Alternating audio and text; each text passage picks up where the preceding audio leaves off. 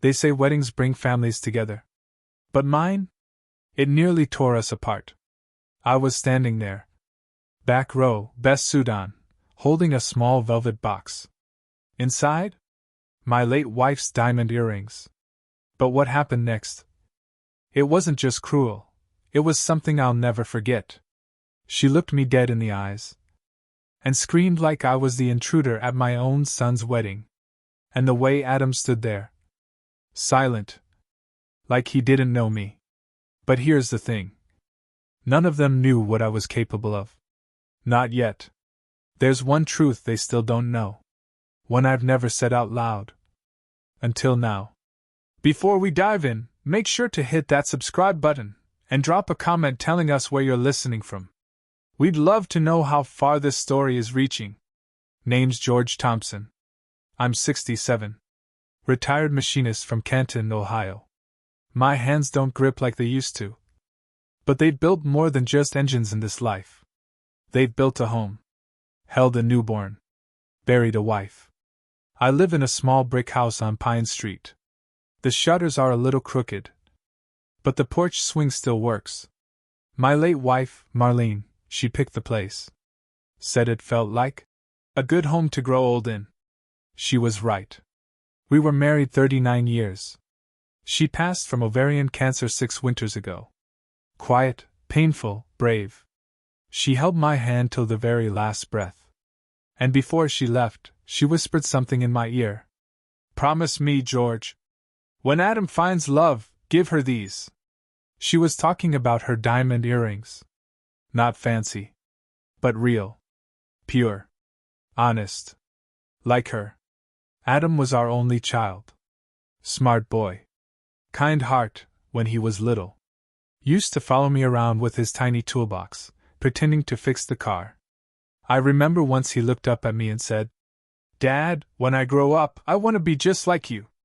God. If I could freeze one moment in time, that'd be it. He grew up fast. Became a financial analyst out in Chicago. Slick city job. Expensive watch. Fast words. Still called me every Sunday. Though sometimes it felt polite, not warm. Then came Kelsey.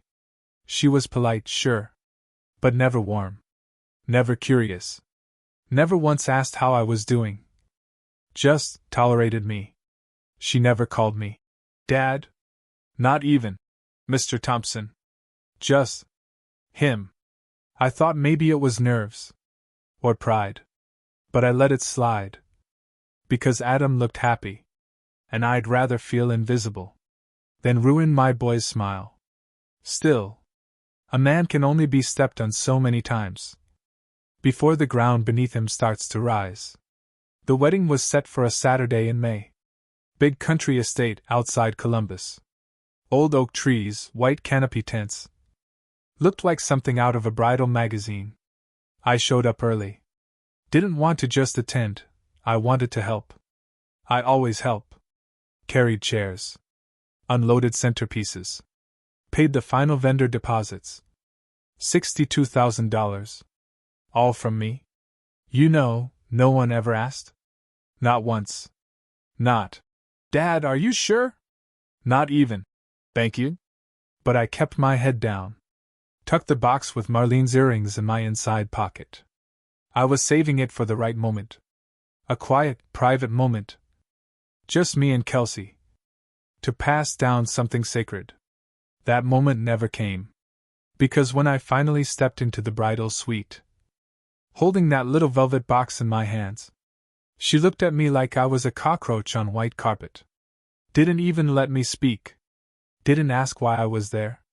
She just snapped. Her voice echoing through the hallway. You're not welcome here. Go away. This is our day, not yours. She wasn't whispering. She wanted people to hear. Wanted to humiliate me. I didn't yell. Didn't defend myself. I just looked over her shoulder. At Adam. He was standing behind her, half hidden by the mirror. Frozen. Blank. I waited for him to say something, anything.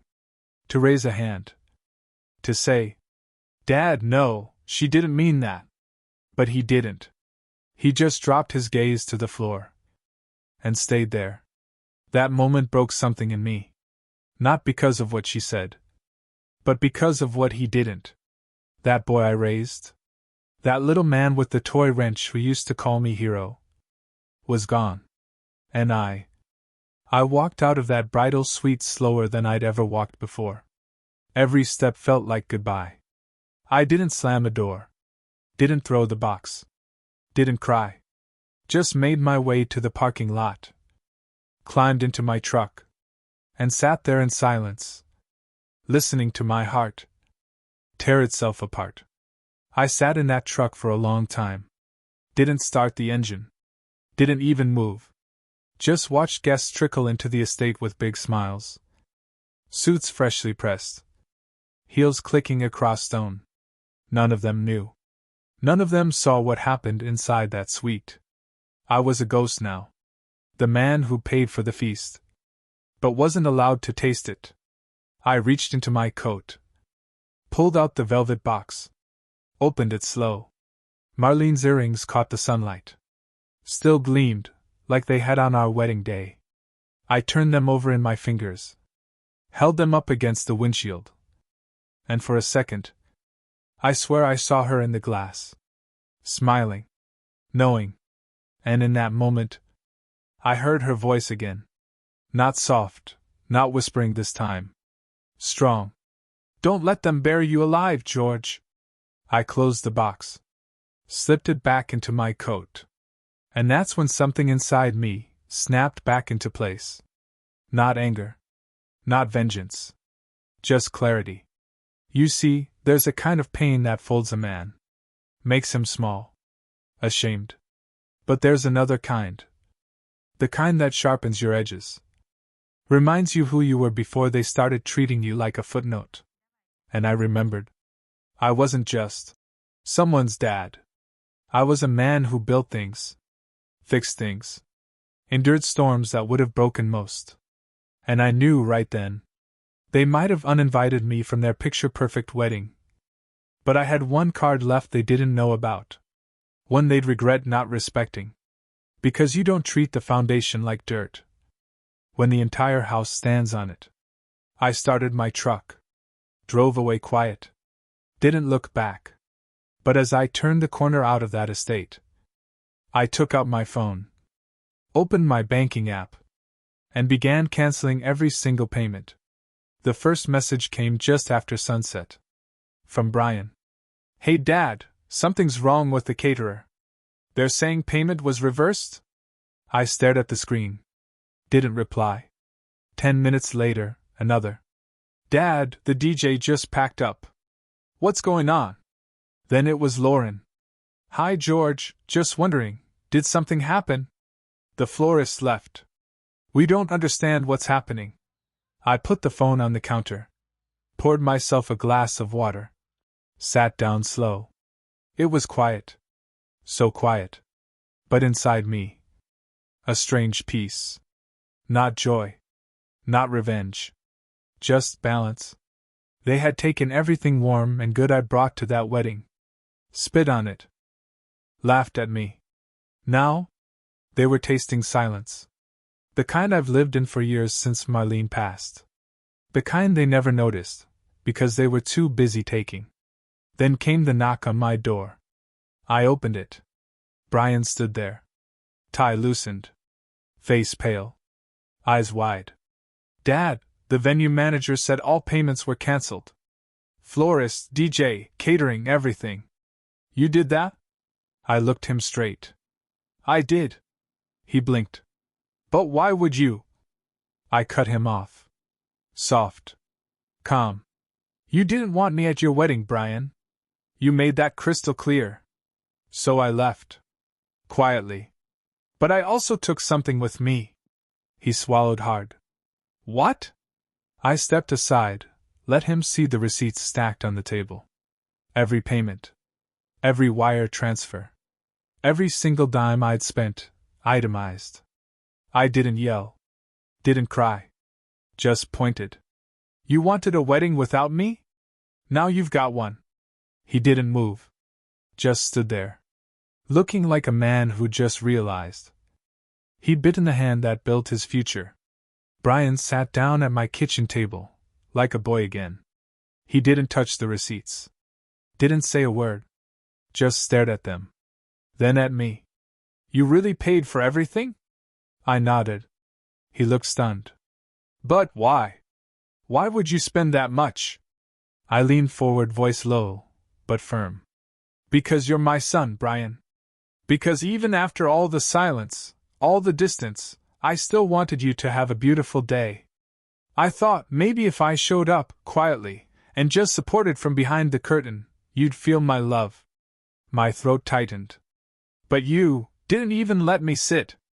Not one chair. Not 1 second of dignity. Your wife screamed at me like I was some stray. He flinched. And you just stood there. I could feel the old hurt coming back. But I didn't shout. Didn't break. Just breathed. I didn't cancel everything to punish you. I canceled it because I realized something sitting on that bench outside the hall. He looked at me, confused. I realized you don't get to erase me and keep what I built. There was a long silence. Then he whispered, Dad, I didn't know she'd say that. I didn't think she'd. I held up my hand. That's the thing, Brian. You didn't think. Not about me. Not about what it took to raise you after your mom died. Not about the hours I worked, the birthdays I still showed up for even when I was exhausted. His eyes filled up. Voice cracked. I messed up. Yes, I said quietly. You did. He buried his face in his hands. What do I do now? I looked at him, really looked at him. Not the man he tried to be, but the boy I'd once carried on my shoulders. The kid who used to beg me to show up for career day. I don't know, Brian, I said, softer now. Maybe start by learning how to value people, not just their money. He looked up red-eyed. I'm sorry, Dad. And in that moment, I believed him. But sorry can't unmake pain. It can only start the work of healing it. The next morning, I watched the sunrise from my porch. Coffee in hand. Quiet all around. My phone buzzed. A photo. From someone I didn't expect, Lauren. It was the two of them, standing in front of a courthouse. Just them. No flowers. No suits. No drama. She wrote. We went ahead and did it, simple. Quiet. Thought you should know. I didn't reply. Not yet. I just stared at that picture for a long, long time. Not angry. Not proud. Just still. A few hours later, Brian came back. Alone this time. No panic in his eyes. He handed me something. A single, folded envelope. Inside was a check. I looked at him. He said, It's not repayment. It's not even close. But I'm starting with this. You shouldn't have had to carry all that. I put the check down. That's not what I needed, Brian. He nodded. I know. Then he pulled something else from his pocket. Small. Blue. Velvet. He opened it. Inside? Those earrings. The ones I brought to the wedding. The ones meant for a moment that never came. He placed them in my hand. She doesn't deserve them, not yet. Not until she knows who they came from. And why they matter. That was the first time I saw him. Really saw him. As a man. Not perfect. But trying. He looked me in the eye. Dad, I don't want to lose you. Not over this. Not ever. I didn't answer right away. Didn't hug him. Didn't cry. I just said, You were lost, Brian. And I hope you're finding your way back.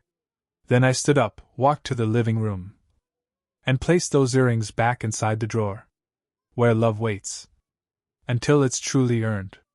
And for the first time in years, I felt light again. Not because they changed, but because I finally stopped shrinking myself to be accepted. I stood my ground. And sometimes, that's the real win.